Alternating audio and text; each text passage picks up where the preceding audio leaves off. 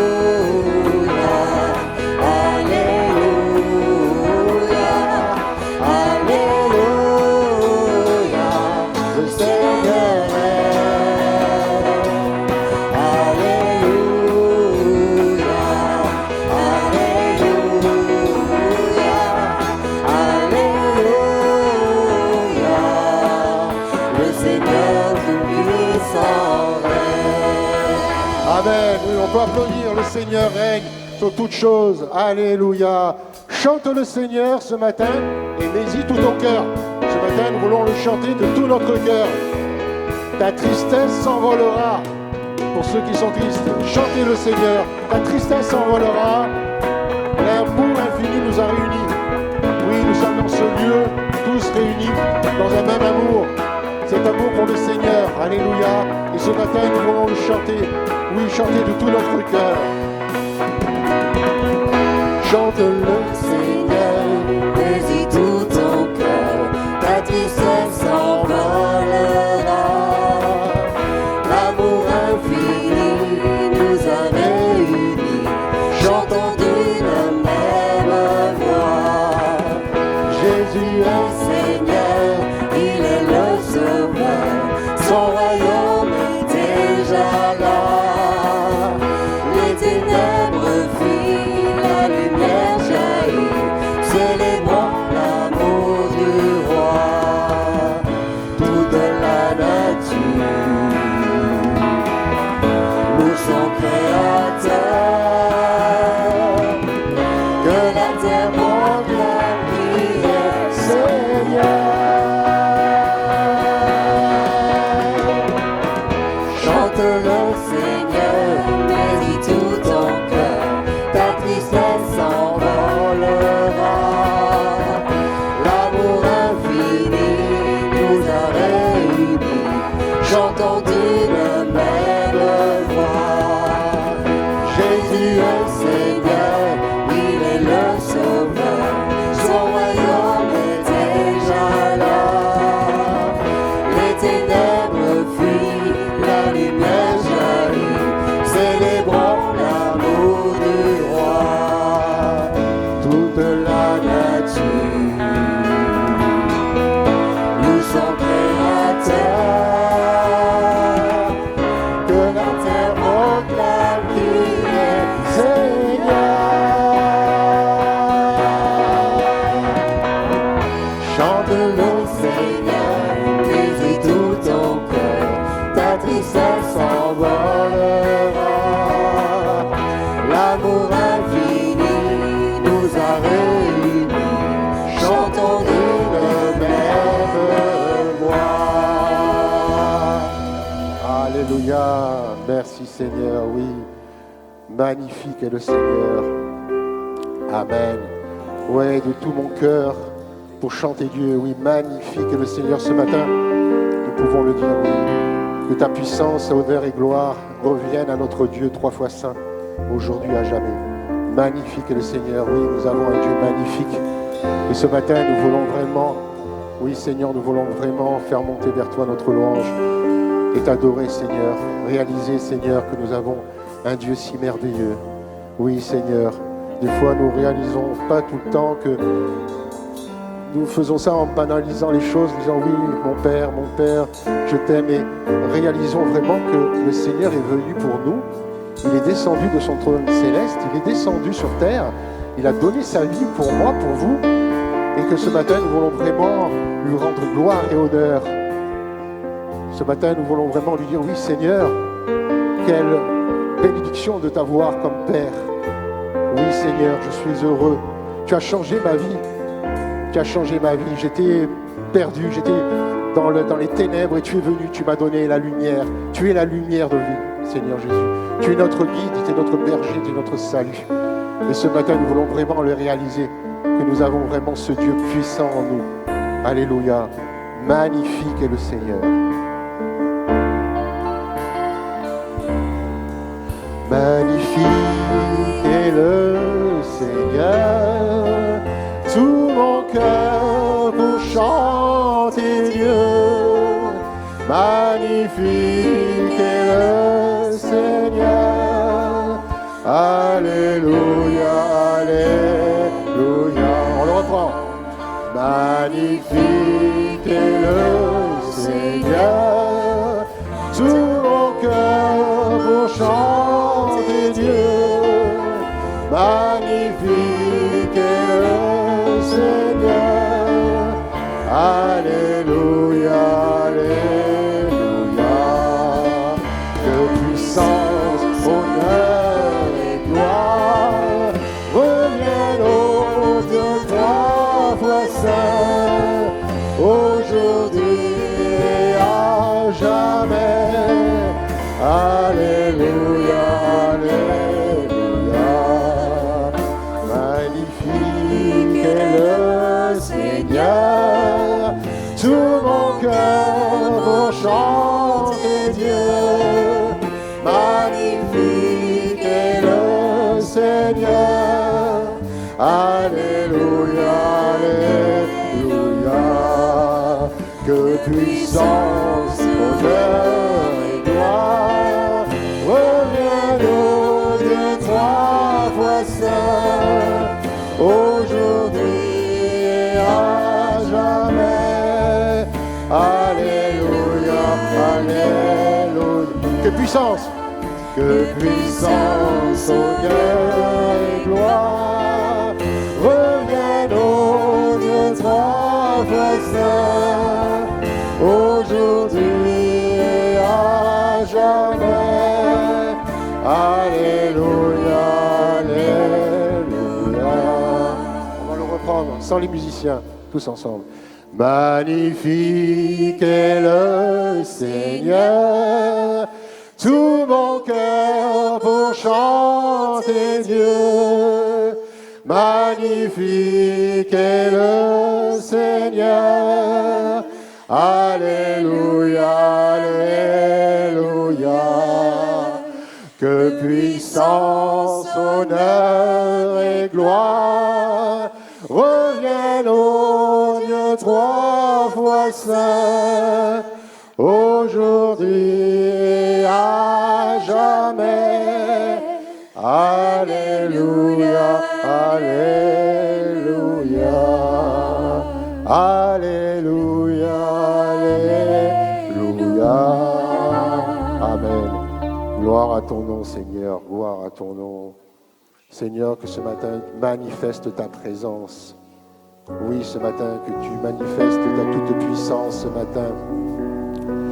Oui, Seigneur, viens ranimer le feu qui est en moi, qui est en vous ce matin. Oh oui, Seigneur, toi seul peux tout changer. Et Seigneur, viens m'ouvrir les yeux ce matin.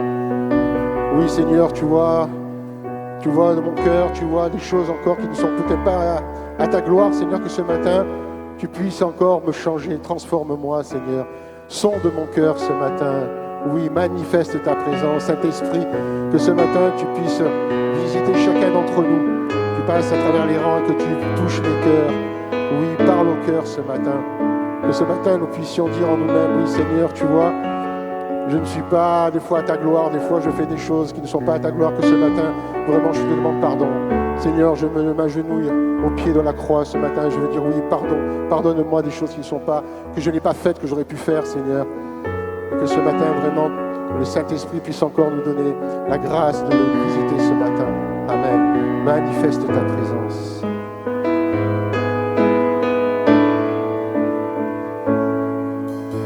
Seigneur, viens ranimer le feu que tu as mis en moi. Toi seul peux m'éclairer. Seigneur, ouvrir les yeux. Oh, manifeste ta présence et convainc-moi de ta puissance. Remets-moi de ta sainteté, surprends-moi par ta beauté. Manifeste ta présence et convainc-moi de ta puissance. Remets-moi de ta sainteté, surprends-moi par ta majesté.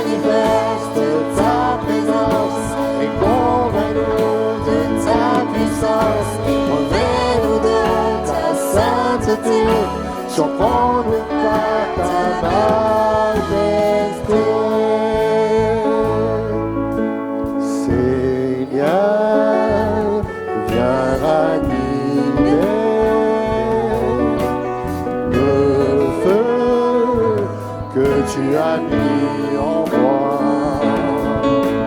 Toi seul peux m'éclairer. Viens, Seigneur, m'ouvrir les yeux. On manifeste ta présence et comble-moi de ta puissance. Revêt-moi de ta sainteté.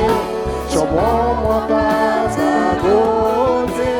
Manifeste ta présence et comble-moi de ta puissance. Revêt-moi de ta sainteté. Surprends-moi par ta majesté. On manifeste ta présence, mon enfant. On manifeste ta présence et comble-moi de ta puissance. Revêt-moi de ta sainteté. Surprends-moi par ta beauté. Manifeste ta présence et comble-moi de ta puissance. Revêt-moi de ta sainteté. Surprends-moi par ta majesté. Oh, manifeste ta présence et comble-moi de ta puissance. Revêt-moi de ta sainteté. Surprends-moi par ta beauté. Manifeste ta présence et comble-moi de ta puissance. Revêt-moi de ta sainteté. Surprends-moi par ta majesté. Alléluia, oui Seigneur. Oui, que ton nom est grand Seigneur. Ton nom est tout puissant. Seigneur, je viens dans ta présence ce matin. Rien n'a plus d'importance, rien n'a plus de valeur. Ce matin, je viens chercher ton cœur, trouver ta volonté. Oui, ce matin, nous voulons trouver la volonté de notre Seigneur, lui demander que ce soit fait selon ta volonté, non pas la mienne, non pas la vôtre, mais que ce soit fait, tout soit fait selon ta volonté à toi. Alléluia. Nous avons trop tendance des fois à demander certaines choses au Seigneur en disant oui Seigneur, est-ce que tu pourrais réaliser telle chose et telle chose? Oui Seigneur, oui. Mais déjà dans notre cœur, nous avons déjà la solution. Ce n'est pas la solution du Seigneur. On a déjà tout prévu, mais on demande quand même au Seigneur, oui Seigneur, est-ce que tu peux me donner ton accord? Non, ça ne marche pas comme ça. Ce matin, il faut vraiment ouvrir son cœur et dire Seigneur, voilà, je cherche un chemin, et toi seul peux me le donner ce chemin. Que je sois mon guide et mon soutien. Ton nom est grand et ce matin, je veux chercher ton cœur. J'ouvre mon cœur, je cherche ton cœur, Seigneur. Et je veux que vraiment tu me guides, tu me conduises, tu me montres le chemin ce matin. Alléluia. Et que ce matin, vraiment, nous soyons vraiment dans sa présence. Nous sommes vraiment dans un esprit d'adoration et de louange. Que ce matin, nous puissions vraiment lui dire tout l'amour que nous avons. Alléluia. Tout cet amour que nous avons. Oui, ce matin, nous allons chanter « Ton nom est grand ». Je viens dans ta présence, Seigneur de l'univers. Rien n'a plus d'importance, rien n'a plus de valeur. Je viens chercher ton cœur, trouver ta volonté, me tenir prosterné en chantant tes louanges. Ton nom est grand, ton nom est saint, ton nom est digne de louange.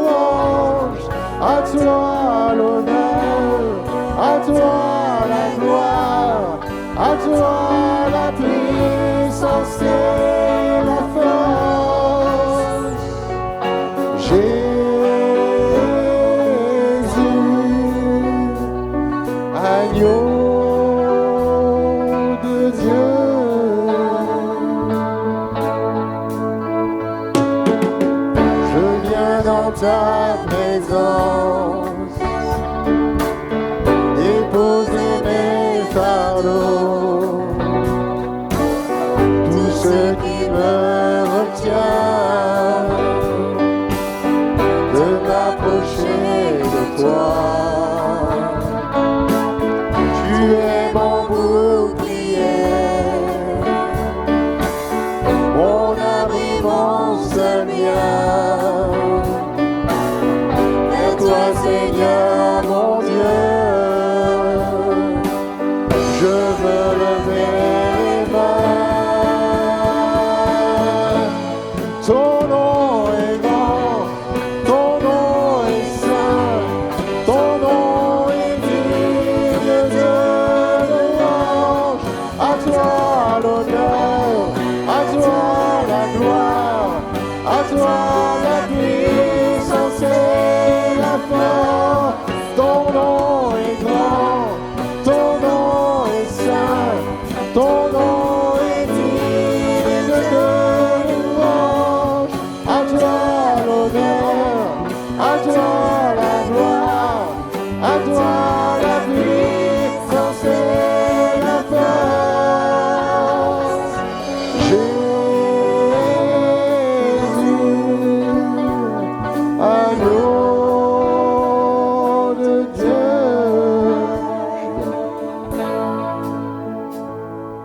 je viens dans ta présence, Seigneur de l'univers. Rien n'a plus d'importance, rien n'a plus de valeur. Je viens chercher ton cœur, trouver ta volonté, me tenir prosterné en chantant tes louanges. Ton nom est grand, ton nom est saint, ton nom est digne de louange. À toi l'honneur, à toi la gloire, à toi la puissance et la force. Ton nom est grand, ton nom est saint, ton nom est digne de louange. À toi l'honneur, à toi la gloire, à toi la puissance et la force. Jésus,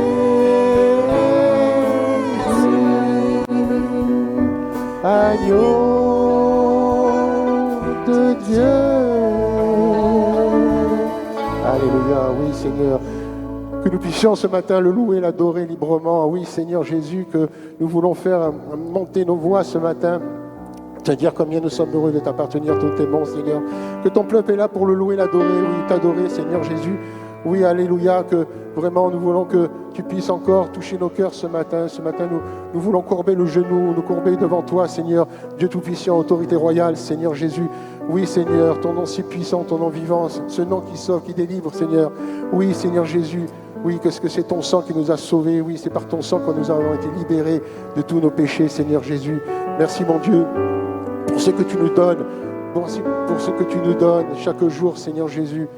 Oui, Seigneur, je suis heureux ce matin, heureux de sentir ta présence dans ce lieu.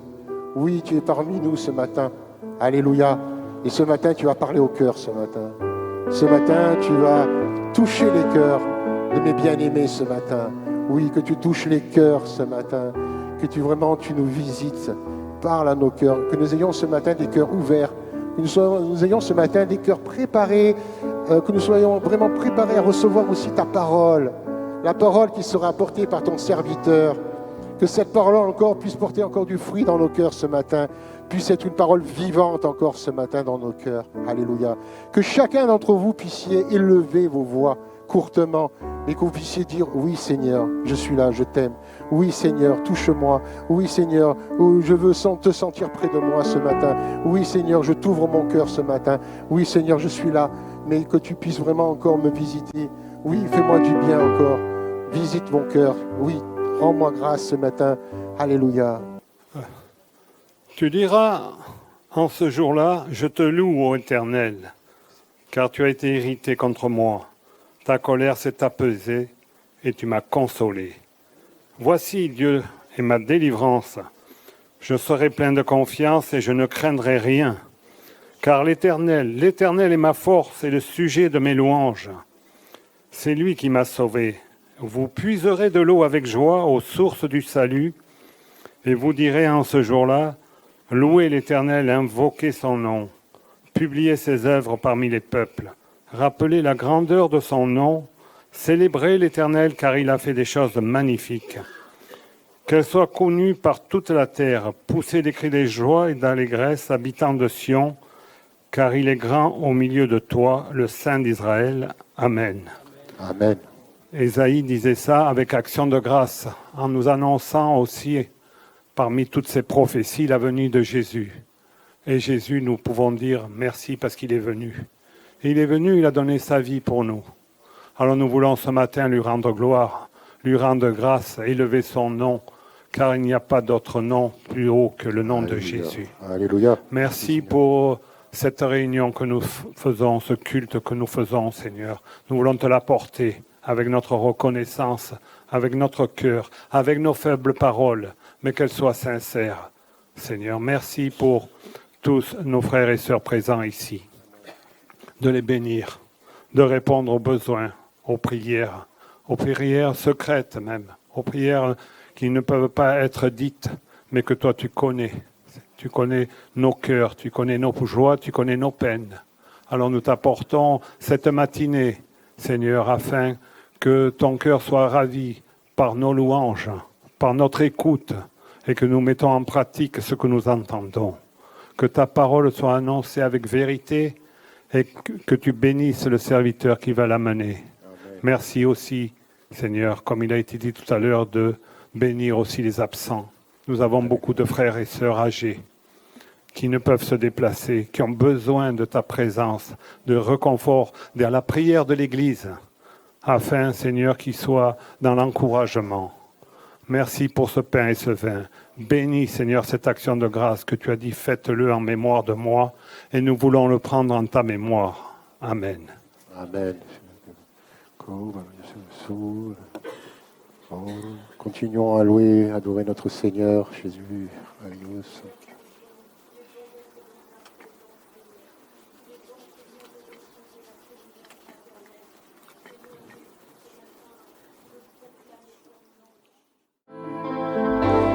C'est ton sang qui donne la vie. C'est ton sang qui a coulé. Oui, ton sang précieux m'a racheté. Je suis plus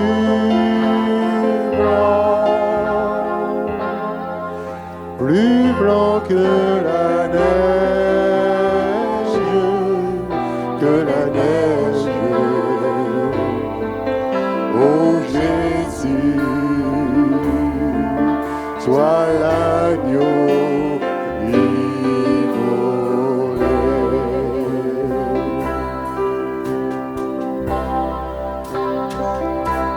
C'est ton sang qui purifie. C'est ton sang qui donne la vie. C'est ton sang qui a coulé. Oui, ton sang précieux m'a racheté. Je suis plus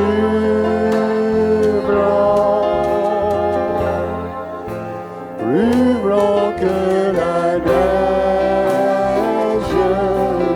que la neige.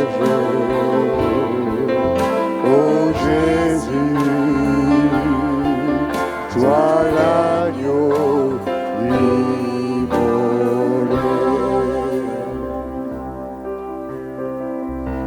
C'est ton sang qui purifie.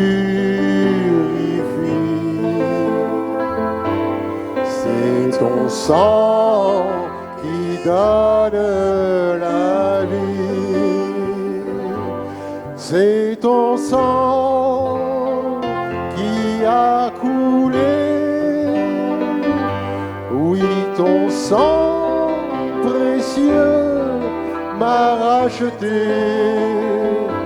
Je suis plus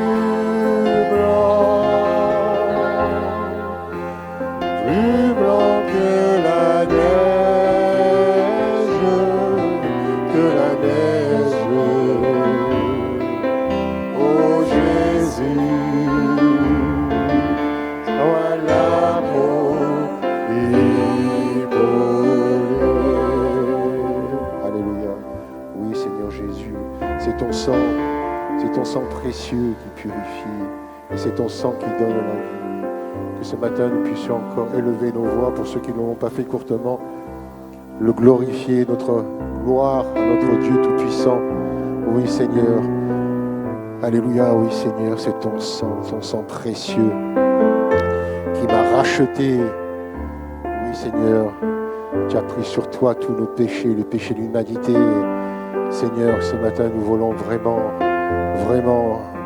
te dire combien nous sommes heureux, dans la joie de t'appartenir, Dieu Tout-Puissant, Seigneur. Oui, ce matin, nous puissions réaliser ce que tu as accompli sur la croix, Seigneur Jésus. Alléluia, oui. Élevons encore nos voix courtement, quelques instants, pour lui dire vraiment l'amour que nous avons pour lui, Seigneur Jésus. Alléluia.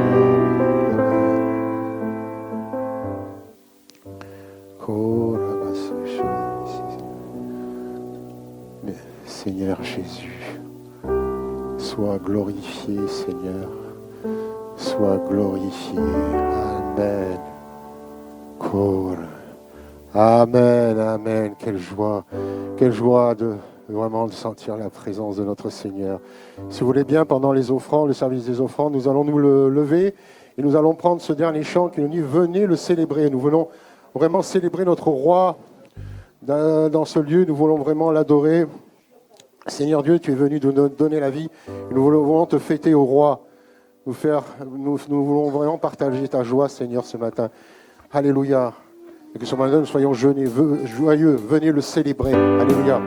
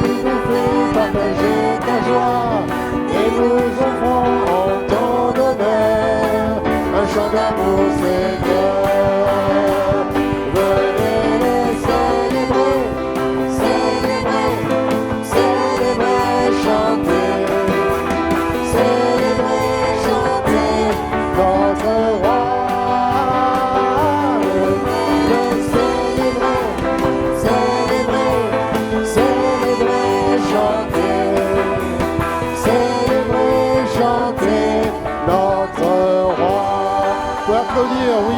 Alléluia. Merci Seigneur. Merci pour ce que tu fais pour nous. Alléluia. Ce matin, nous avons la joie d'avoir parmi nous le pasteur Jérémy Udol, qui nous vient de Beau Soleil. Soleil, hein, on en a du soleil. Hein. Beau Soleil, ouais. Et ce sera notre frère qui va nous apporter la bonne parole ce matin. Que le Seigneur puisse le bénir, mon frère, qu'il te conduise et que nous soyons vraiment à l'écoute de ce que le Seigneur a mis sur ton cœur et que cette parole nous porte encore des fruits dans nos cœurs. Sois béni, mon frère. Voilà, bonjour à tous. Ça vous dérange pas si j'avance un peu le pupitre? J'aime pas avoir l'impression d'être loin. Voilà, merci beaucoup pour ces temps de louange. Je tiens vraiment à remercier l'équipe de louange. Moi, j'aime la louange et c'est toujours bon de se tenir dans la louange. Donc voilà, pour ceux qui me connaissent pas, comme ça a été annoncé, je suis donc pasteur à l'église de Beau Soleil avec Christian et Stéphane Caddy notamment. Et voilà, c'est déjà, si je me trompe pas, c'est la 3e fois que je suis parmi vous pour partager la parole de Dieu. Et je remercie Nordine, même s'il n'est pas là, je le remercie de l'invitation. Voilà, quand il m'a proposé ça, j'étais heureux parce que c'est toujours un plaisir de partager la parole de Dieu. Quand on croit que la parole de Dieu est efficace et qu'elle agit, alors on a plaisir à la partager. Alors on a plaisir à ce que Dieu vienne nous parler et à pouvoir la partager. Et moi, je crois réellement que la parole de Dieu, elle est puissante. Que la parole de Dieu, elle est une solution. Elle est le conseil de Dieu. Et elle est celle qui nous guide sur la voie qu'on doit suivre. Celle qui peut nous garder. Amen.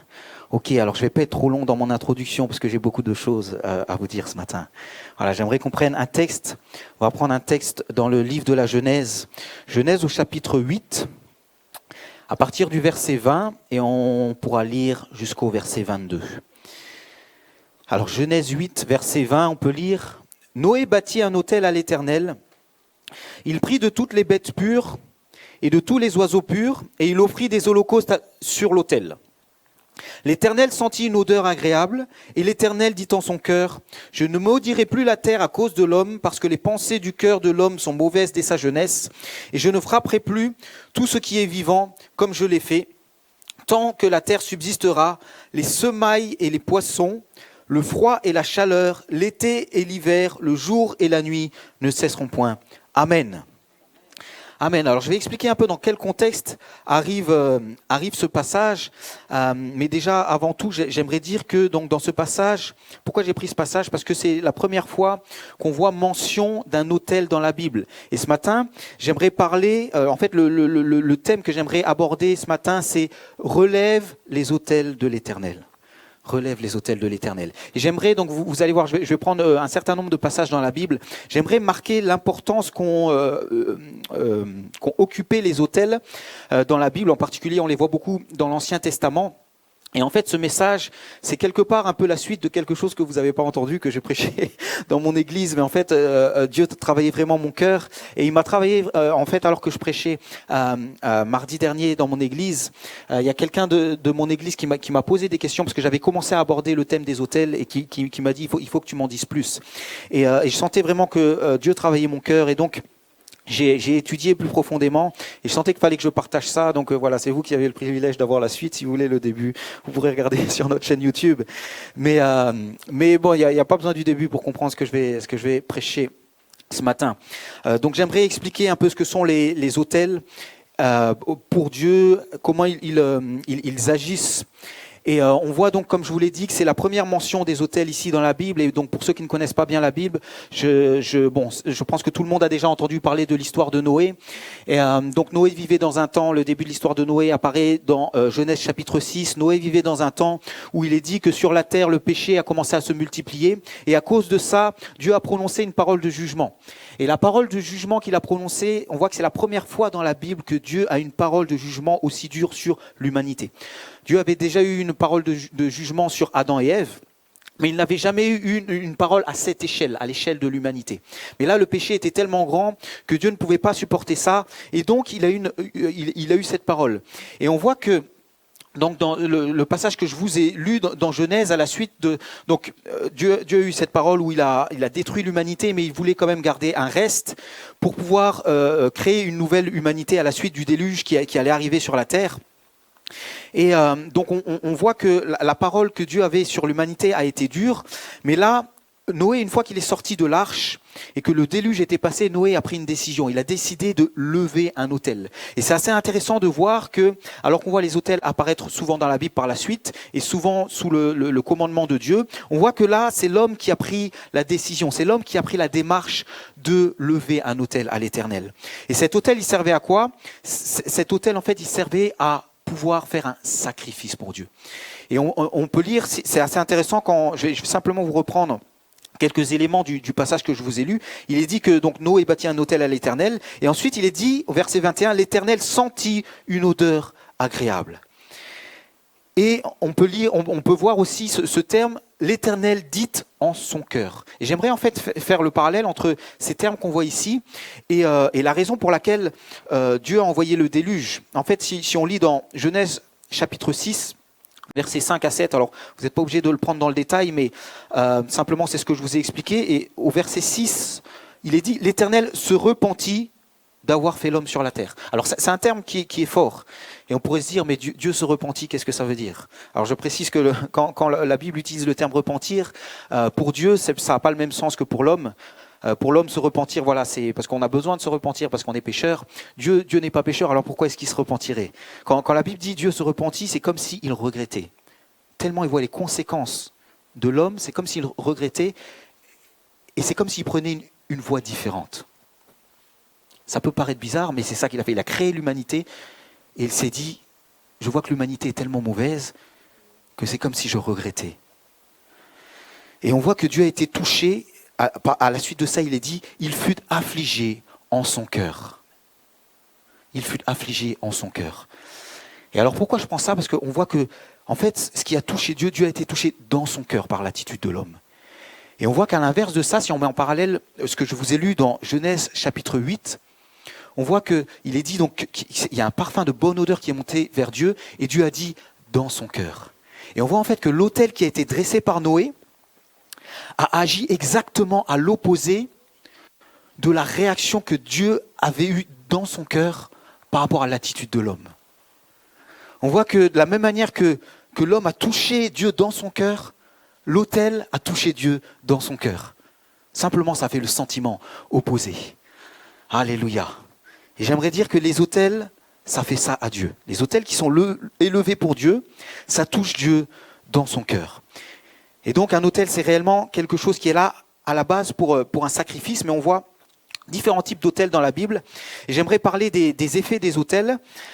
J'aimerais dire qu'on voit souvent que, en fait, un autel, c'est un lieu d'alliance. Retenez bien ça, un autel, c'est un lieu d'alliance. Et on voit que souvent, quand un autel est dressé, il y a une alliance qui est faite. Alors soit d'abord l'alliance est faite et l'autel est dressé en conséquence, ou soit des fois l'autel est dressé et à la suite de ça, Dieu fait une alliance. Là en particulier, donc le premier passage que je vous ai lu, Genèse chapitre 8. Dieu voit que Noé dresse un autel, c'est pour lui une odeur agréable. Et si vous continuez à lire, on arrive dans Genèse chapitre 9. Donc versets 1 à 2, c'est la réaction de Dieu. Dieu bénit Noé et ses fils et leur dit « Soyez féconds, multipliez et remplissez la terre. Vous serez un sujet de crainte et d'effroi pour tous les animaux de la terre, pour tout oiseau du ciel, pour tout ce qui se meut sur la terre et pour tous les poissons de la mer. Ils sont livrés entre vos mains. » Déjà, petite question, j'aime bien poser des questions quand je prêche. C'est pour être sûr que personne ne s'endort. Est-ce que ça vous fait penser à quelque chose, ce texte ? Qui est capable de me dire à quoi ça lui fait penser, ce texte que je viens de lire dans Genèse 9? Personne?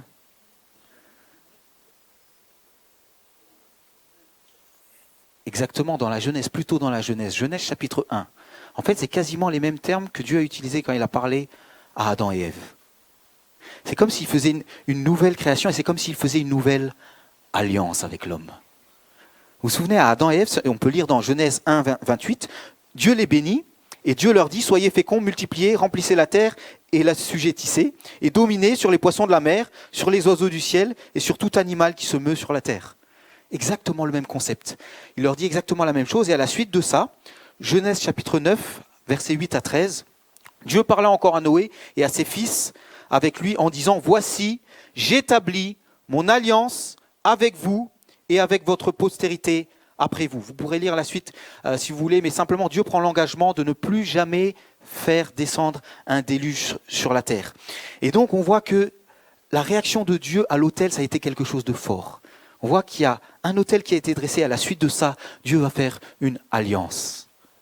Une alliance, j'aimerais dire, des fois on ne se rend pas compte à quel point c'est quelque chose de fort. Dans la Bible, il y a des promesses. Dans la Bible, il y a Dieu qui parle. Et dans la Bible, il y a des alliances. Et les alliances, une alliance, ce n'est pas quelque chose qui peut se casser comme ça. Ce n'est pas quelque chose qui se casse facilement. C'est quelque chose d'indestructible. Dieu a fait alliance. Nous, vous savez, on est dans la nouvelle alliance qui a été scellée par le sang de Jésus et par le sacrifice de Jésus à la croix. Et il n'y a rien qui peut aller contre ça. C'est simplement toi, tu décides de rentrer dans l'alliance ou tu décides de ne pas rentrer dans l'alliance. Mais il n'y a rien qui peut être plus fort que ça. Une alliance, c'est quelque chose de fort. Et donc, on voit qu'un autel, quand il est dressé, il va comme sceller quelque chose de fort. Et on a beaucoup d'exemples comme ça dans la Bible, d'autels qui ont été dressés. Et à la suite de ça, Dieu a fait des alliances. On peut le voir notamment avec Abraham. Mais je vais parler d'Abraham. Alors donc la première des choses que j'ai dites, c'est que les autels, donc ça agit sur le cœur de Dieu, et les autels souvent ils sont liés aux alliances. Et on voit en fait que les autels souvent ils agissent comment ? Ils agissent comme un sceau ou un marqueur. Vous savez, les sceaux, c'est comme ce qu'avaient les rois dans le, voilà, peut-être par exemple les seigneurs au Moyen Âge ou les rois dans les anciens temps. Vous savez, quand ils devaient envoyer une lettre, pour attester en fait de l'origine de la lettre, ils mettaient un sceau, ils prenaient de la cire, ils faisaient fondre cette cire, et ils avaient une bague, et sur cette bague, il y avait comme une inscription, et ils mettaient ce sceau sur cette lettre pour attester de l'origine. Et en fait, on voit que les autels dans la Bible agissent comme un sceau, ils agissent comme un marqueur. Et souvent, donc, ce sceau, ce marqueur, il est quoi ? Il est signe en fait de la parole de Dieu qui a été adressée à un homme. Je vais vous prendre un exemple. Dans Genèse 35, au verset 1, on peut voir en fait Dieu qui va parler à Jacob. Dieu dit à Jacob, « Lève-toi, monte à Béthel et demeure-y. Là tu dresseras un autel au Dieu qui t'a apparu lorsque tu fuyais Ésaü, ton frère. » Donc on voit que Dieu est apparu à Jacob. Jacob était en train de fuir son frère qui lui voulait du mal.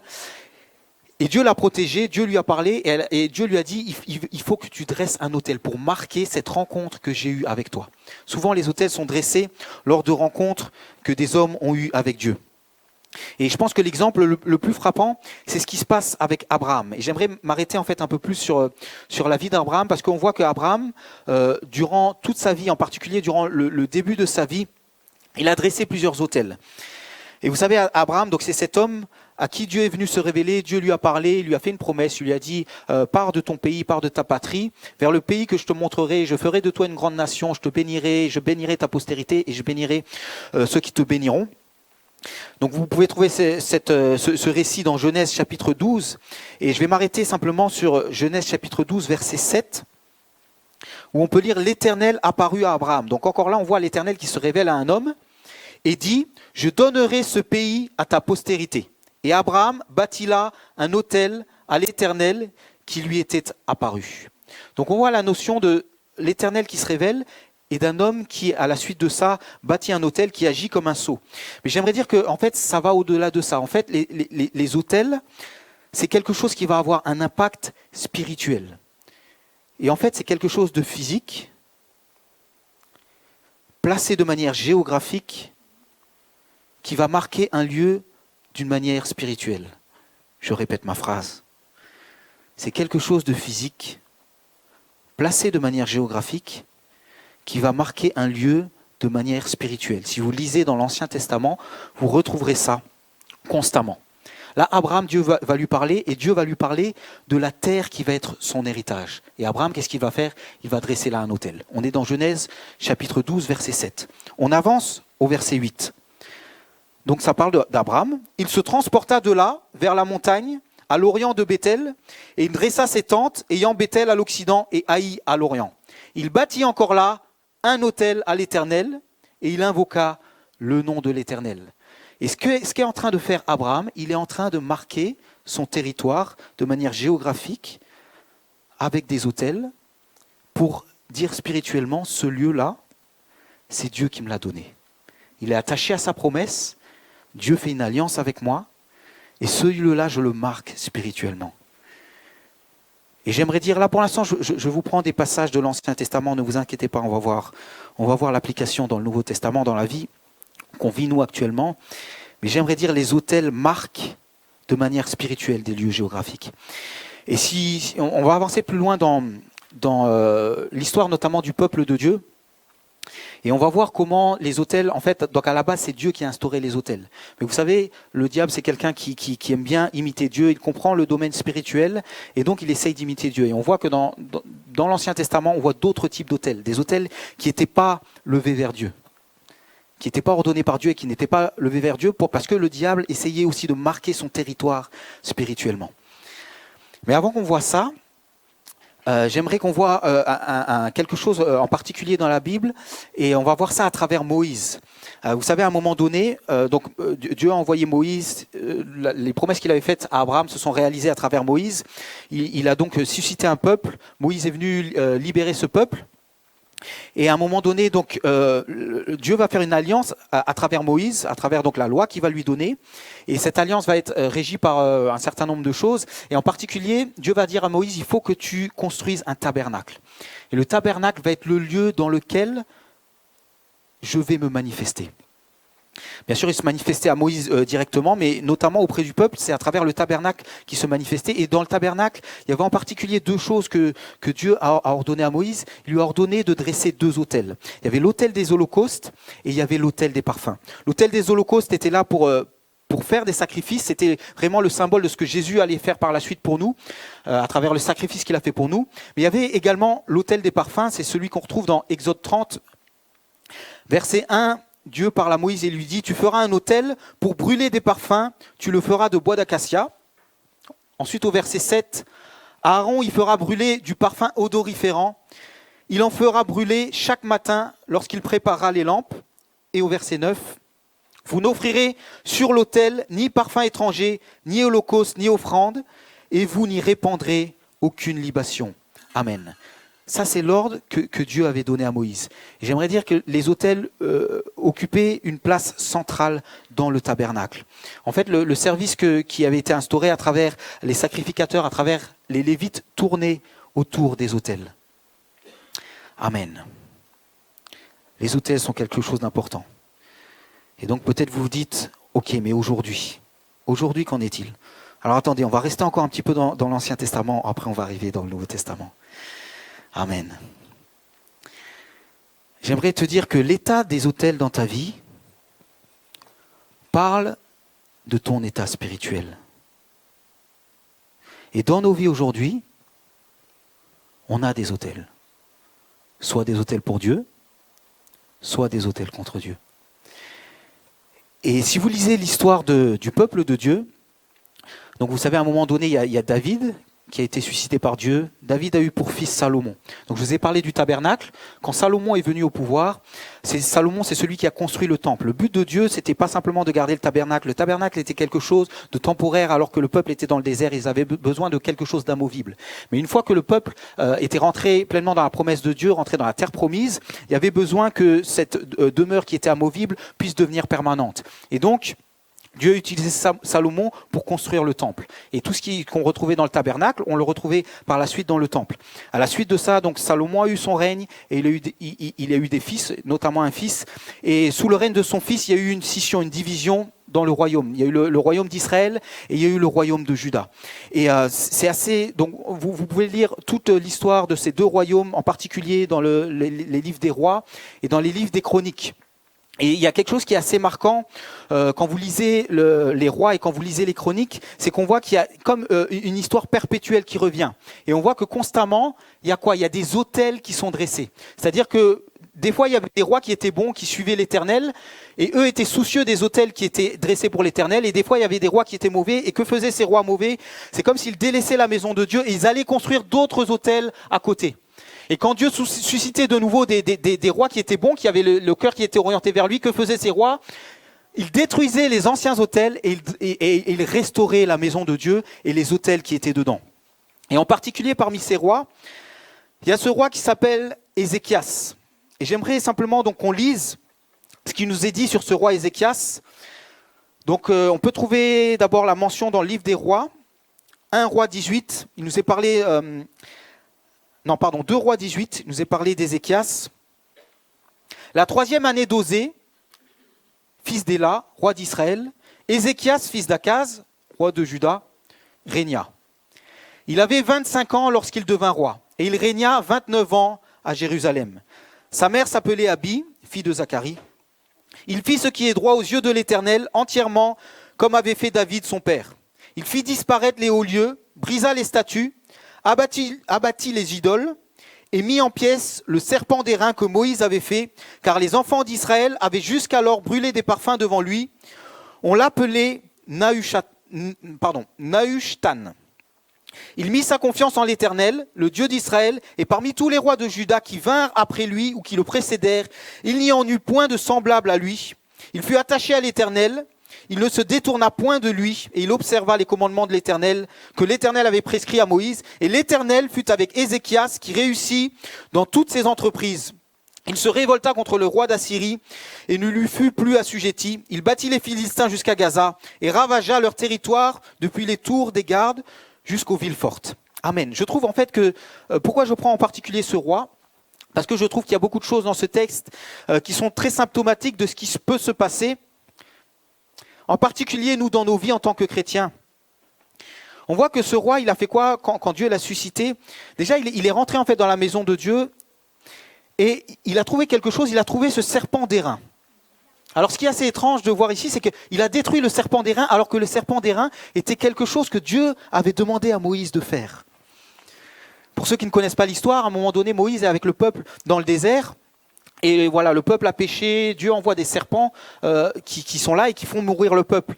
Mais vous savez, Dieu, la Bible dit que Dieu, il y a un jugement qui est en Dieu. Le jugement de Dieu ne se manifeste pas parce qu'on est dans un temps de grâce. Mais la colère de Dieu est toujours là et la colère de Dieu finira par se répandre sur la terre quand le péché sera arrivé à son comble. Donc on voit qu'en Dieu, il y a quand même du jugement. Mais avec le jugement de Dieu, il y a toujours une grâce qui est là. Et là, Dieu, la grâce qu'il avait manifestée, c'est qu'il avait dit à Moïse, il faut que tu fasses ce serpent d'airain, et quand le peuple regardera ce serpent, il sera sauvé. Donc pour eux, c'était comme le salut. Mais en fait, ce serpent, ça paraît assez bizarre de se dire, pourquoi un serpent ? Pourquoi un serpent ? Mais en fait, c'était une image de Christ. Alors pourquoi un serpent ? Parce que Christ n'est pas un serpent. Mais la Bible dit que quand Christ a été à la croix, il a porté le péché. Et les hommes, quand ils le voyaient, ils avaient l'image du péché. Ils avaient l'image du serpent. Et c'est pour ça que Dieu a demandé à Moïse, il faut que tu élèves un serpent. C'était l'image de Christ à la croix qui s'est fait pécher pour nous. Et donc ce serpent agissait pour ces hommes-là comme quelque chose qui apportait le salut. Et donc on pourrait se dire, mais alors pourquoi Ézéchias doit détruire cette chose ? J'aimerais vous dire, vous savez, des fois Dieu nous donne des bénédictions. Mais des fois nous on a un comportement qui n'est pas celui que Dieu attend. Et c'est comme si, au lieu de continuer à adorer le Dieu vivant, on commence à s'attacher plus à ce que Dieu nous a donné. Et là, en fait, les Israélites, qui étaient un peuple très idolâtre, ce qu'ils ont fait, c'est qu'ils ont pris cette chose que Dieu avait donnée à Moïse pour être une bénédiction pour eux, et ils ont commencé à l'idolâtrer. Parce que dans leur cœur, il y avait de l'idolâtrie. Et pour cette raison, Ézéchias a détruit ce qui était devenu une idole. J'aimerais te dire, nous, en tant que chrétiens, des fois, vous savez qu'il y a même des choses dans l'Église qu'on peut idolâtrer. Il y a des choses que Dieu nous donne pour qu'elles soient une bénédiction pour nous. Mais si on ne prend pas garde, des fois, on peut ne pas se rendre compte qu'on idolâtre ces choses. Dieu a donné des pasteurs pour qu'ils soient une bénédiction. Mais il ne faut pas que tu idolâtres ton pasteur. Dieu a donné la louange qui est une bénédiction. Mais il ne faut pas que tu deviennes un adorateur de l'adoration. Il faut que tu restes un adorateur de Dieu. Est-ce que vous saisissez ce que je dis ? Amen.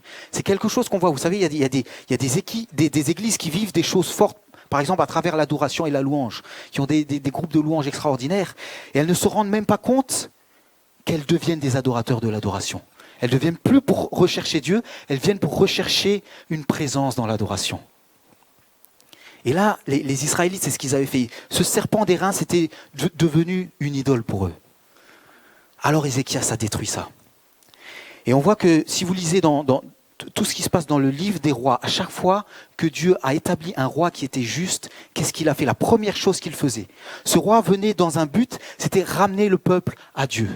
Mais la première chose qu'il faisait à chaque fois, c'était détruire les idoles qui n'étaient pas pour Dieu, détruire les autels qui n'étaient pas dressés pour Dieu, Et à la suite de ça, il rétablissait les choses dans le temple. Amen. Pourquoi ? Parce que tu ne peux pas avoir deux autels qui persistent dans ta vie, qui ne sont pas adressés à la même personne.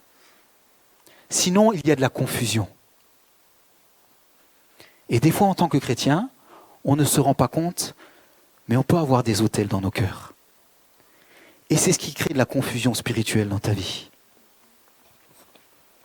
Est-ce que vous me suivez ? Ok, je continue. Amen. Si vous voulez un autre... Moi j'aime bien le livre de Rois et le livre des Chroniques parce que ça raconte la même époque, ça parle des mêmes rois, mais ça donne des éclairages différents. Donc là, le livre des Rois est assez général dans ce qu'il nous dit qui a été fait. Mais j'aimerais qu'on prenne quand même dans 2 Chroniques 29. Donc ça nous parle du même roi, du roi Ézéchias. Mais ça nous donne un éclairage différent.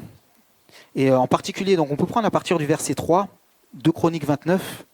La première année de son règne, au premier mois, il ouvrit les portes de la maison de l'Éternel et il les répara. Il fit venir les sacrificateurs et les Lévites qu'il assembla dans la place orientale et leur dit « Écoutez-moi, Lévites, maintenant sanctifiez-vous, sanctifiez la maison de l'Éternel, le Dieu de vos pères, et mettez ce qui est impur hors du sanctuaire. Car nos pères ont péché et ils ont fait ce qui est mal aux yeux de l'Éternel, notre Dieu.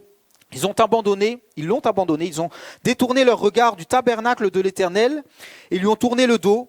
Ils ont même fermé les portes du portique et éteint ses lampes. Ils n'ont point offert au Dieu d'Israël ni parfum ni holocauste dans le sanctuaire. » Amen. Il a reconstruit la maison de l'Éternel. Et si on va plus loin dans 2 Chroniques 29, verset 18, « Ils se rendirent ensuite chez Ézéchias et dirent, « Nous avons purifié toute la maison de l'Éternel, l'autel des holocaustes et tous ses ustensiles, et la table des pains de proposition et tous ses ustensiles. Nous avons remis en état et purifié tous les ustensiles que le roi Akaz avait profanés pendant son règne. Lors de ses transgressions, ils sont devant l'autel de l'Éternel. » Alléluia. Ce qu'a fait Ézéchias, c'est qu'il a rétabli l'autel de l'Éternel. Il a détruit toutes les idoles et il a rétabli l'autel de l'Éternel. Et vous savez, moi je crois réellement qu'on est dans un temps, actuellement, où c'est important que l'Église rétablisse les autels de l'Éternel. Où c'est important que l'Église prenne garde qu'il n'y ait pas d'autel à un Dieu étranger au milieu d'elle. Amen. Ok, je vais en venir sur ce qui se passe dans le Nouveau Testament. Peut-être vous vous dites, ok, mais dans le Nouveau Testament, on ne voit pas d'autel.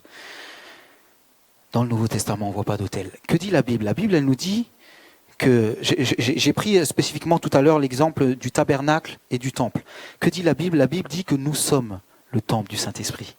Maintenant, on n'a plus un temple physique. Enfin, en tout cas, on n'est plus là pour venir dans un temple et adorer Dieu dans un temple. Maintenant, le lieu où Dieu se manifeste, c'est quoi ? C'est dans la vie des chrétiens. C'est dans la vie de l'Église. Et la Bible dit que nous sommes le temple du Saint-Esprit. Et en particulier dans 1 Corinthiens 6, verset 19, c'est Paul qui parle et qui dit « Ne savez-vous pas que votre corps est le temple du Saint-Esprit qui est en vous, que vous avez reçu de Dieu et que vous ne vous appartenez plus vous-même » Et j'aimerais dire...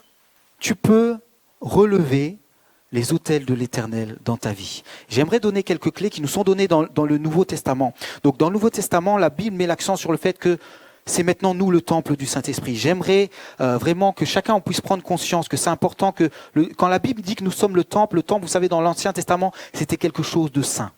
Personne n'avait le droit de profaner le temple. Et quand le temple était profané, on voit qu'il y avait des conséquences spirituelles. Et à chaque fois, si vous lisez dans les livres des rois, les livres des chroniques, à chaque fois que le temple était en mauvais état, à chaque fois que le lieu spirituel était en mauvais état, le peuple vivait de manière physique, de manière réelle, des conséquences terribles. Soit il vivait dans l'esclavage. En général, il vivait dans l'esclavage, et en tout cas, il vivait des conséquences terribles. Et chaque fois qu'un roi venait et rétablissait ce temple, il y avait des conséquences spirituelles. Amen. Quel est l'état de ton temple aujourd'hui ? Je vous ai lu 1 Corinthiens 6, 19 qui dit que notre corps est le temple du Saint-Esprit. 1 Corinthiens 6, 18 nous dit « Fuyez l'impudicité. Quelque autre péché qu'un homme commette, ce péché est hors du corps, Mais celui qui se livre à l'impudicité pêche contre son propre corps. En fait, on voit que, vous savez, des fois on a tendance à entendre, par exemple, tous les péchés sont égaux. Moi j'aimerais vous dire, c'est pas totalement vrai. En fait, ce qui serait vrai de dire, c'est tous les péchés ont la même conséquence spirituelle. Parce que tous les péchés mènent à la mort spirituelle. C'est le péché qui fait qu'on est coupé de Dieu et qu'on mérite le châtiment éternel.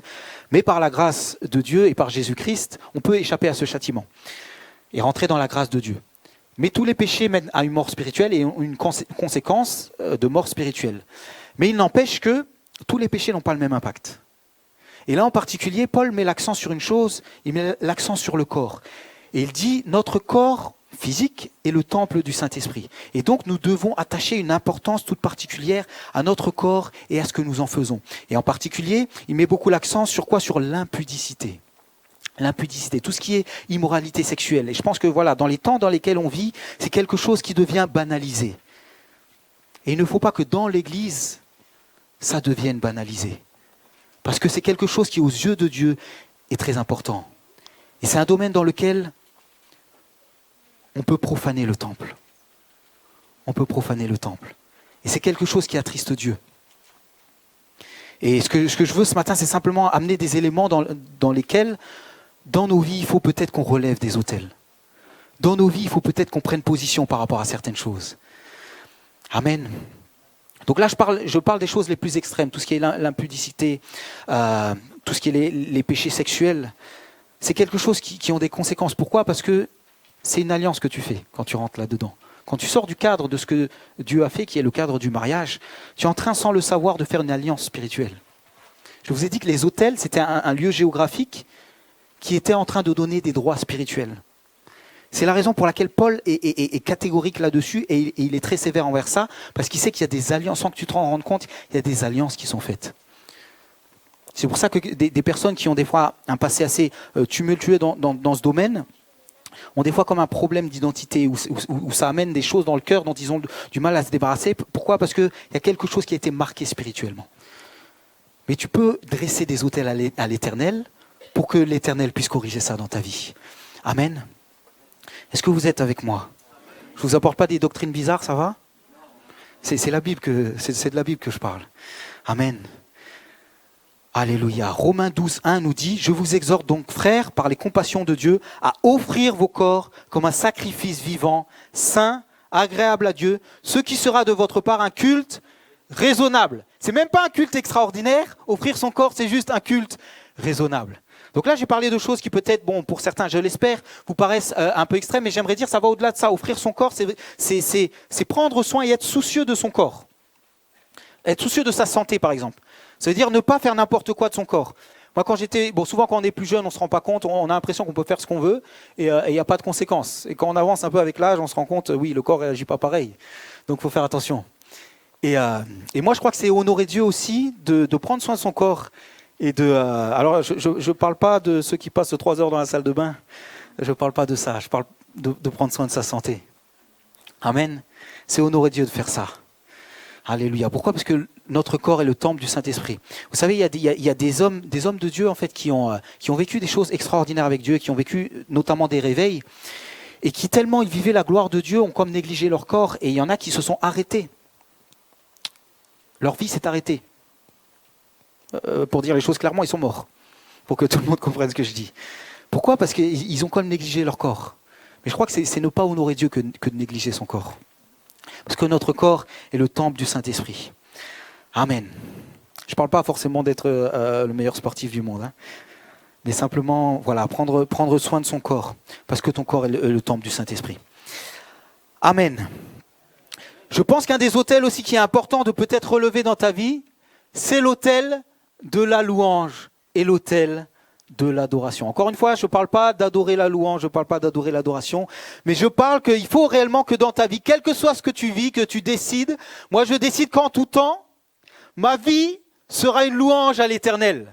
Amen. Qu'est-ce qui veut dire ça ce matin ? Je veux décider qu'en tout temps, ma vie sera une louange à l'Éternel. Je peux vous dire que la louange, c'est quelque chose de puissant. Des fois, peut-être on ne se rend pas compte, on a l'impression qu'on est là simplement en train de chanter. J'aimerais te dire qu'il y a une puissance dans la louange et Dieu t'a donné la louange pour que ça agisse de manière puissante dans ta vie. Il y a ce passage en particulier dans la Bible avec Josaphat.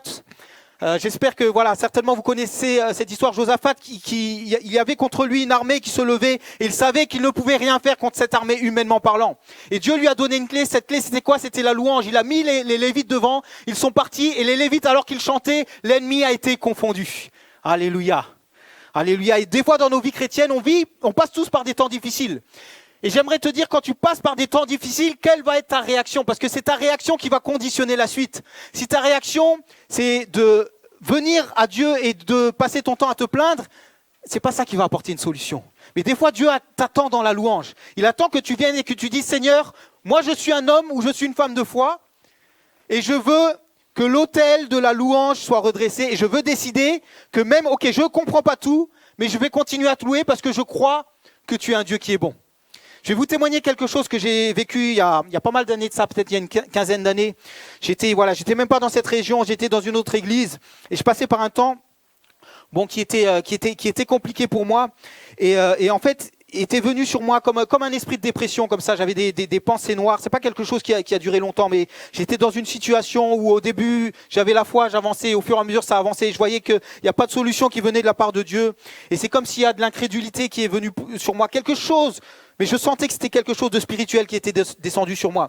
Et je me trouvais là dans une réunion et mon moral était à zéro. J'avais la tristesse qui m'avait envahi et j'étais là sur ma chaise et j'étais là dans un temps de louange. Et tout le monde louait contre moi et tellement, c'est comme si j'avais plus de force que j'étais même pas capable de chanter. Mais j'ai senti le Saint-Esprit dans mon cœur qui me disait, il faut que tu te lèves et il faut que tu décides de me louer, quel que soit ce que tu es en train de vivre. Et je me suis levé dans ce temps de louange. Mais j'arrivais pas à chanter et juste j'ai parlé les mots qu'on était en train de chanter. Et alors que j'ai parlé les mots qu'on était en train de chanter, j'ai senti réellement comme s'il y a des chaînes qui tombaient sur ma vie. Et il y a un esprit de louange qui est monté en moi et là j'ai réussi à louer. Et là j'ai réussi à prendre la victoire sur ce qui s'était posé sur moi. Et j'aimerais vous dire, mes frères, mes sœurs, oui, il y a des chaînes qui sont brisées à travers la louange.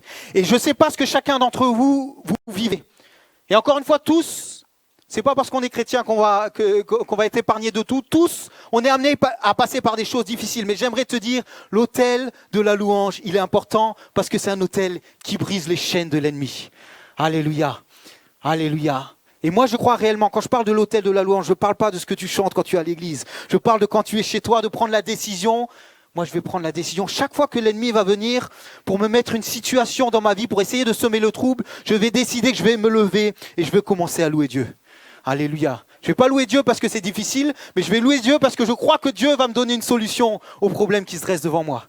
Alléluia. Il faut que tu dresses de nouveau l'autel de la louange dans ta maison. Amen. Peut-être tu es là et dans ta famille, ce qui règne dans ta maison, c'est le tumulte. Peut-être ce qui règne dans ta maison, c'est la critique. J'aimerais te dire, il faut que tu remplaces la critique par la louange et l'adoration. Alléluia. Si tu as des enfants et tu sens qu'il y a comme du désordre, il faut que tu viennes installer en tant que parent une atmosphère de louange dans ta maison et tu vas voir que ça va faire la différence. Il faut que tu réunisses tes enfants et que tu leur dises maintenant, ok, je sais que c'est difficile, on est en train de se disputer, mais on va choisir de faire une chose, on va se réunir et même si on chante faux, on va chanter des louanges à Dieu. Alléluia. Alléluia. Je vous assure que c'est quelque chose qui va faire la différence. Il faut que tu décides de remplacer ce que les ténèbres sont en train de faire dans ta vie et dans ta famille, dans ton foyer, par des autels à l'Éternel. Amen. Amen. Je vous assure que ça va faire la différence. Alléluia. Alléluia.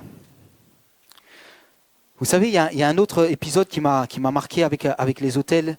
C'est l'épisode d'Élie. Et je partageais justement ça à mon église récemment. Donc Élie, vous pourrez, je ne vais pas lire son histoire, mais je vais prendre simplement un petit passage de son histoire. Vous pouvez trouver son histoire dans 1 Roi 17, à partir de 1 Roi 17, et en particulier jusqu'à 1 Roi 19. Donc dans 1 Roi 17, on voit Élie qui va donner cette parole à ce roi Akab. Et Élie vivait dans un temps qui était très difficile, parce que c'est un temps où il y avait ce roi Akab qui régnait, c'était pas du tout un roi qui craignait Dieu. Et à travers sa femme Jézabel, ils ont fait éliminer les prophètes de Dieu. Et en fait, ils ont profané tout ce qui était en lien avec les autels de Dieu. Et donc, Élie va parler de la part de l'Éternel, et l'eau ne va plus tomber pendant 2 ans et demi. Et à la suite de ça, donc il y a une famine qui va être là. Et la vie d'Élie, en fait, Akab avait mis la vie la tête d'Élie a pris. Donc il avait dit à tout le monde, si quelqu'un me le trouve, lui je le mets à mort. Ils avaient déjà éliminé beaucoup de prophètes de l'Éternel. Et Élie vient de lui-même devant Akab.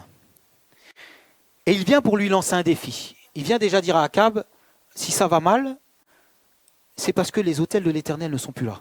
Et que tu as dressé d'autres autels à d'autres dieux à la place. Et il va dire à Akab, le problème, c'est pas moi qui ai prononcé cette prophétie, qui a fait que la pluie ne tombe plus, c'est toi le problème. La prophétie vient en conséquence de tes actes. Et à la suite de ça, il y a quelque chose qui est marquant, c'est que Élie, en fait, va voir le peuple qui était là, un peuple qui suivait Dieu à l'époque. Il va se présenter devant le peuple, et alors qu'il va lancer ce défi de reconstruire 2 autels, en fait, il y a l'autel qui sera adressé à Baal et l'autel qui sera adressé à l'Éternel, et il va dire, on va voir où va tomber le feu. On va voir quel est le vrai Dieu. Et Élie va voir le peuple, et il va s'adresser au peuple, et il va leur dire, alors j'aimerais prendre le passage exactement, c'est dans 1 Roi 18, versets 19 à 21. Élie il va dire à Akab, fais maintenant rassembler tout Israël auprès de moi à la montagne de Carmel, et aussi les 450 prophètes de Baal, et les 400 prophètes d'Astarté qui mangent à la table de Jézabel. Akab envoya des messages vers tous les enfants d'Israël, et il rassembla les prophètes à la montagne de Carmel. Alors Élie s'approcha de tout le peuple et dit, jusqu'à quand clocherez-vous des 2 côtés? Si l'Éternel est Dieu, allez auprès de lui. Si c'est Baal, allez après lui. Le peuple ne lui répondit rien. C'est ça qui est marquant. En fait, Élie est en train de dire au peuple, maintenant il faut vous positionner. C'est qui que vous suivez? Et là, ce qui est tragique, c'est que le peuple n'était pas capable de répondre. Pourquoi? Parce que Élie vivait dans un temps où tout ce qui était en lien en fait, avec Dieu avait été supprimé par le roi de l'époque. Et il y avait comme un esprit d'intimidation qui était là. Et j'aimerais vous dire, on vit dans des temps où il y a comme un esprit d'intimidation qui est là. Où tu as comme l'impression que vivre sa foi, c'est pas normal. Ça, c'est la mentalité de ce monde. Et donc, Élie a mis un choix devant le peuple. Et il leur a dit, qu'est-ce que vous choisissez? Le peuple n'a pas été capable de répondre. Alors Élie a dit, ok, on va faire descendre le feu, et après vous prendrez votre décision. Et voilà, vous connaissez certainement l'histoire. Les prophètes de Baal ont invoqué leur Dieu, il ne s'est rien passé. Élie a invoqué son Dieu, et le feu est descendu. Et à partir de là, le peuple a commencé à se positionner. Mais j'aimerais dire qu'il y a, à travers ce message que je donne, j'aimerais souligner l'importance de l'Église dans les temps par lesquels nous passons. Et vous savez, il y a quelque chose qui guette l'Église occidentale. C'est l'endormissement. Et c'est la tiédeur. Et c'est exactement ce que Élie a vécu dans son temps. Quand il est venu voir le peuple, il a dit, vous clochez des 2 pieds. Ça veut dire que vous n'avez pas une marche qui est droite. Vous n'êtes pas clairement pour Dieu. Vous n'êtes pas clairement pour Dieu. Et moi, je crois réellement, vous savez, souvent on voit 2 choses. Les 2 manières d'agir de l'ennemi, c'est ça. C'est soit la persécution, et ça c'est beaucoup ce que l'Église en Orient vit. Et là, on sait que ceux qui s'accrochent à Dieu, c'est vraiment ceux qui sont attachés à Dieu. Et il y a l'Église occidentale, et le piège du diable, c'est quoi? C'est l'endormissement. Il essaie de nous noyer avec des choses qui ne sont pas claires et avec des compromis. Et des fois, il envoie des Élis pour dire, ok, dans quel camp vous êtes? Et j'aimerais dire à l'Église ce matin, peut-être qu'il faut que tu relèves des autels à l'Éternel dans ta vie. Peut-être qu'il faut que tu relèves des autels à l'Éternel dans ta vie. Vous savez, il y a une seule chose qui peut résister à la puissance de l'ennemi. C'est l'Église. C'est l'Église qui est sur cette terre. Et cette lumière qui va résister à toute la puissance de l'ennemi. Vous savez, il y a toute espèce de mentalité et de puissance spirituelle qui essaye de tordre les mentalités des personnes dans ce monde. Et l'Église est le dernier rempart.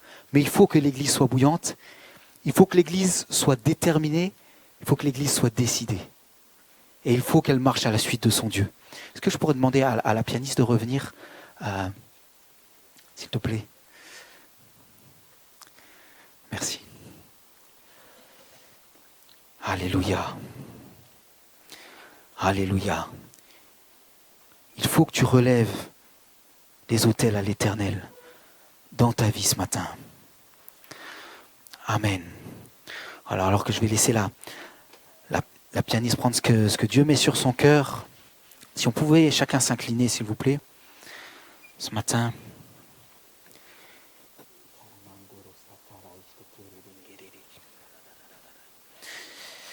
Amen. Ce matin, c'est vraiment un appel solennel. Un appel solennel pour chacun d'entre nous. Chacun d'entre nous doit se placer devant Dieu et se dire, ok, est-ce que le temple de l'Éternel a été profané dans ma vie? Est-ce que le temple de l'Éternel a été profané dans ma vie? Et si le temple de l'Éternel a été profané dans ma vie, dans quelque domaine que ce soit, je veux chasser toutes les idoles. Et je veux rétablir le temple de l'Éternel. Et je veux dresser à nouveau des autels à l'Éternel. Alléluia. Alléluia. Alléluia. J'aimerais encore une fois parler de la responsabilité également des parents envers le foyer, envers leurs enfants. Amen. Il faut que tu amènes dans ta maison une atmosphère de Dieu. Alléluia. Il faut que ce que tu construises dans ta maison, ce soit des choses à la gloire de l'Éternel. Je ne te parle pas de faire du bourrage de crâne à tes enfants. Mais il faut que tu redresses, tu rétablisses ton temple personnel pour pouvoir rétablir le temple de l'Éternel dans ta maison. Il faut que dans ta maison également tu puisses bâtir des autels à l'Éternel. Alléluia, qui vont être ces marqueurs géographiques qui vont dire à l'ennemi maintenant, tu ne vas pas venir semer la zizanie dans ma famille. Tu ne vas pas venir perdre mes enfants. Parce que mes enfants, je les consacre à l'Éternel. Alléluia. Alléluia. Alléluia. Est-ce qu'il y a quelqu'un ce matin qui est là et qui veut simplement, en se levant, dire Seigneur, moi je veux rétablir tel ou tel aspect, tel ou tel autel à l'Éternel dans ma vie ce matin. Alléluia. J'aimerais dire, on est dans un temps de recueillement, c'est entre toi et Dieu. Mais c'est un engagement que tu prends devant Dieu pour dire Seigneur. De la même manière que les hommes, quand Dieu leur parlait, ils établissaient un autel pour marquer comme d'un sceau ce temps où Dieu leur a parlé. Peut-être toi c'est ton temps pour marquer d'un sceau cet engagement que tu prends envers Dieu. Cet appel que Dieu te fait. Peut-être ça va être pour toi, pour ta vie personnelle, peut-être ça va être pour ta famille. Amen. Mais viens relever les autels pour l'Éternel. Alléluia.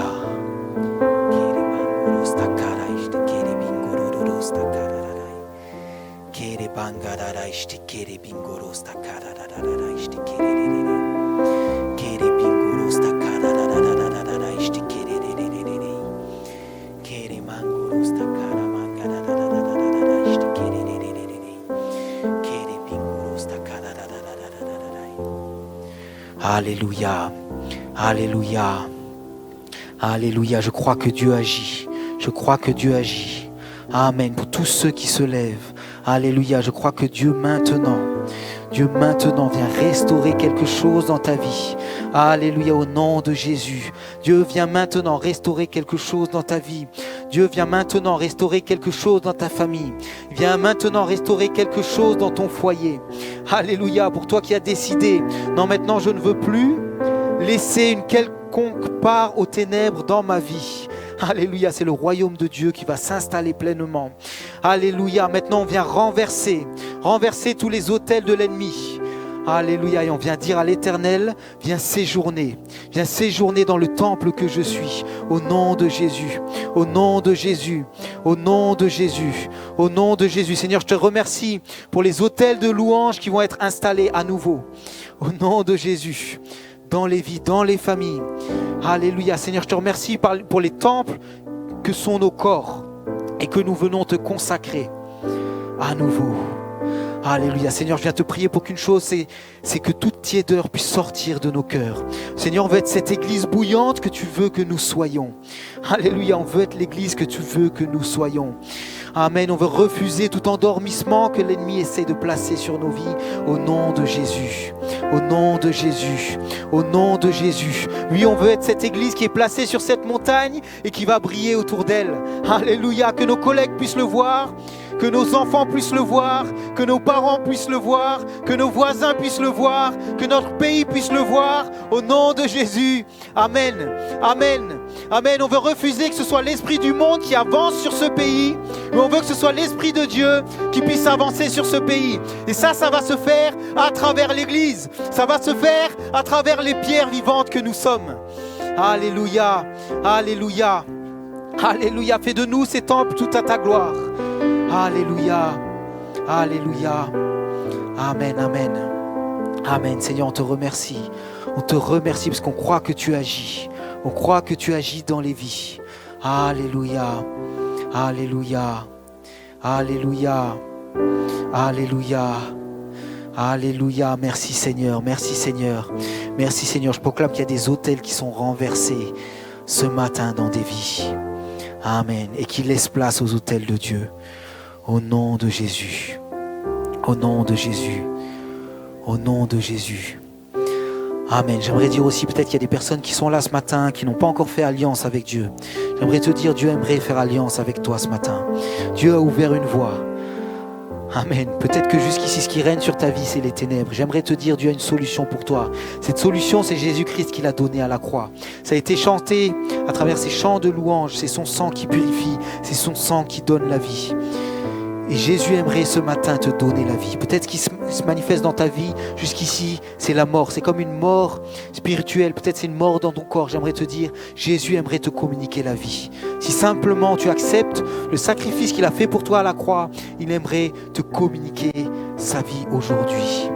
Alléluia. Alléluia. Amen. Amen. La croix est puissante.